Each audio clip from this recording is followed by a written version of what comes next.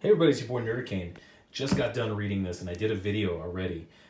But I went and I started to edit it and it was just so all over the place. There's things that I wanted to talk about and I didn't talk about because I got caught up talking about other things.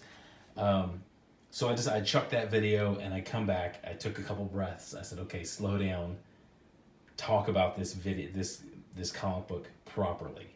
Okay? It's Immortal Man #1. This is from DC's New Age of Heroes. And this book is so dope. This book is so good for a #1. And it really should be because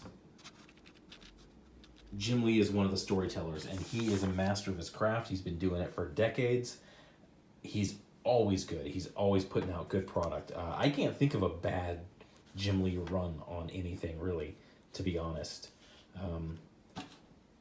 Yeah, so this is Immortal Man #1. And this is a comic that can draw people, young people, especially, comic books need that young audience. They need the young audience to get into it, to get hooked. This is how you appeal to them, okay? You don't appeal to them with depressing suicide notes that turn into confessionals like Eternity Girl. You don't appeal to young people with these preachy, politicized books like you see so much at Marvel. Comic books are a power fantasy, and they're a power fantasy that young people can relate to. And that is how that's how you keep the industry going. That's how you get new readers. That's how you bring new readers in. Young people, coming up in their teenage years, they long for something bigger. They've been under their parents' roof and they've been going to school, the indoctrination center that public school is. They want to go out and they want to make a big change in the world. They know that they feel there's something big about them, and that's how you appeal to them. It's been done time and time again with, especially with Marvel, like with Spider-Man. It doesn't echo the themes of Spider-Man, but the beginning of this feels a lot like the first issue of Spider-Man, of a young man who just kind of stumbles into this world larger than him, and he struggles to keep pace and then begins thriving. And then a couple decades later, we have the iconic character of Spider-Man. That's kind of what this feels like, is you got this young man and he keeps having this dream of this place where he can be greater than himself, where he can learn to use skills and things like that. He keeps having this vision of it, and he keeps having this vision of this guy. And he's been having them since he went to Metropolis and he saw Superman for the first time. Cut to the real world, he snaps out of the dream, and his friends, he basically passed out in a train station, catches a faint glimpse of the guy in the real world, and then he disappears. Cut to, this is the real world. This is the parents. This is your teachers. They're saying, they keep telling him, oh, it's just a dream. You're a young man, you want a life bigger than what you have right now. It's just this dream that keeps popping up. And plot twist, it isn't. He's actually, you'll see. I'm not going to ruin it. So it starts introducing the Immortal Men, the other Immortal Men. I'm going to skip this because I don't want to get a strike and I want you to read this. But you start getting introduced into the characters, and it turns out that there's this sort of race to this guy.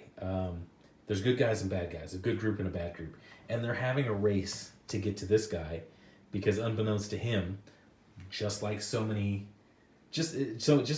great comic books that start out with a young person realizing their power, he's destined to save the world. That's a good start to a comic book. That's how you attract new readers.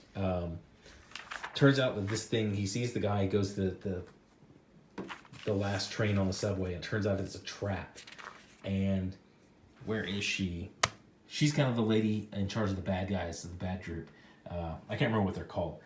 And it's a trap, and she's got these bloodless, and they're going to kill him. And just like, this whole diatribe right here is just her saying, oh, you're insignificant, you're powerless, you're going to be erased now, this isn't a dream.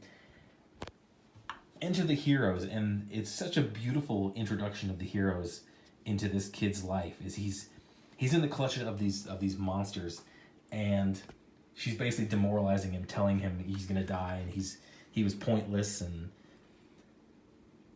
I mean, just read these panels. This is the way hero dialogue should be in comic books. Now, not all the time.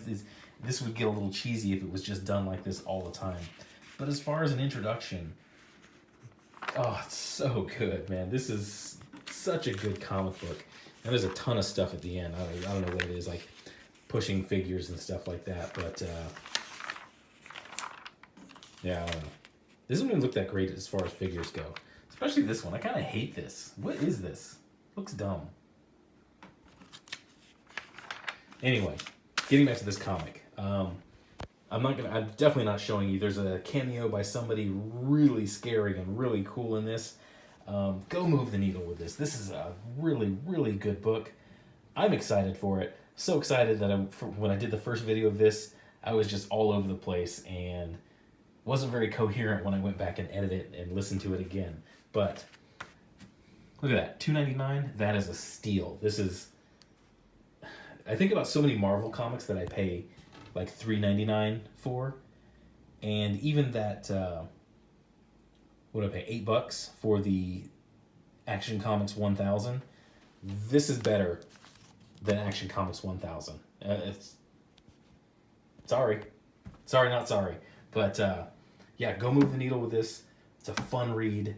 It's very interesting characters. It reveals enough about all the characters, but it's not too much.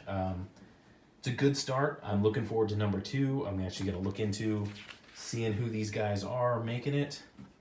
Definitely go move the needle with this. Thanks for watching. I'm going to keep this a little brief. I'm Nerdicane. You can hit me here. You can hit me on Twitter as well. I always like talking with followers. And if you like this video and you like this comic, definitely if you buy this comic, go out and do a move the needle with it on Twitter. Let DC know that you like this. I'm about to go do that because I enjoyed this. And thanks for watching. Have a good day.